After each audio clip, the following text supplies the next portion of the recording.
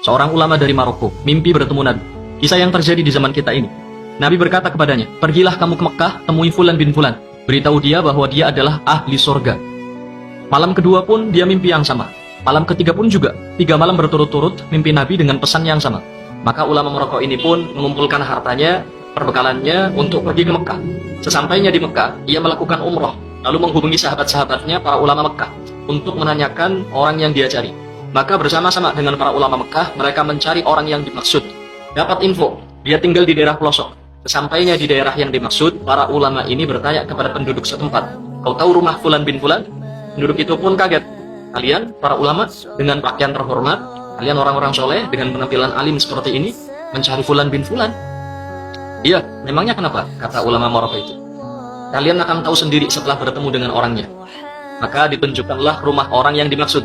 Begitu pintu diketuk, yang keluar adalah seorang laki-laki dengan penampilan preman, dekil, fasik. Ulama Maroko ini kaget. Dia berkata dalam dirinya, aku pikir orang yang akan kutemui adalah orang alim, soleh, ahli ibadah. Ternyata seorang berpenampilan buruk. Orang itu pun kaget juga. Kenapa para ulama mengunjunginya? Ulama Maroko bertanya, apa benar kau Fulan bin Fulan? Ya, benar. Siapa kalian? Mau apa kalian datang ke rumahku? Ulama Maroko ini berkata, aku dari Maroko, datang jauh-jauh ke Mekah untuk mencarimu. Sebab ada pesan yang harus kusampaikan padamu. 3 malam berturut-turut aku bermimpi Rasulullah Shallallahu Alaihi Wasallam. Beliau berpesan, pergilah kamu ke Mekah, temui Fulan bin Fulan, beritahu dia bahwa dia ahli surga. Demi Allah, aku tak melebih-lebihkan apa yang beliau sampaikan ini. Orang ini pun menangis, menepuk-nepuk kepalanya, gak percaya. Aku ahli surga? Oh pasti bohong. Orang sepertiku tidak mungkin mendapat kabar seperti ini. Ulama Maroko ini mengatakan, wallahi, aku baru selesai umroh, gak mungkin aku dusta dalam kata-kataku. Orang itu pun terduduk lemas, dia menangis. Ulama Maroko berkata, demi Allah, apa amal perbuatan yang kau lakukan sampai kau dapat kabar gembira seperti ini? Dia pun menjawab, aku ini orang hina, orang paling rusak, paling bejat di kota ini. Aku selalu sembrono dalam sholat. Bertahun-tahun aku tak pernah ke Masjidil Haram, padahal aku tinggal dekat Ka'bah. Aku ini orang rusak, aku tidak punya amal apapun. Maka ditanya lagi, coba kau ingat-ingat lagi, mungkin kau punya amal yang kau lupakan. Maka orang ini mengingat-ingat, lalu dia katakan, iya, aku punya satu amal baik, dan cuma ini amal baik yang aku punya. Tidak ada amal soleh lain selain yang ini. Dulu, aku pernah punya seorang tetangga, dia mati.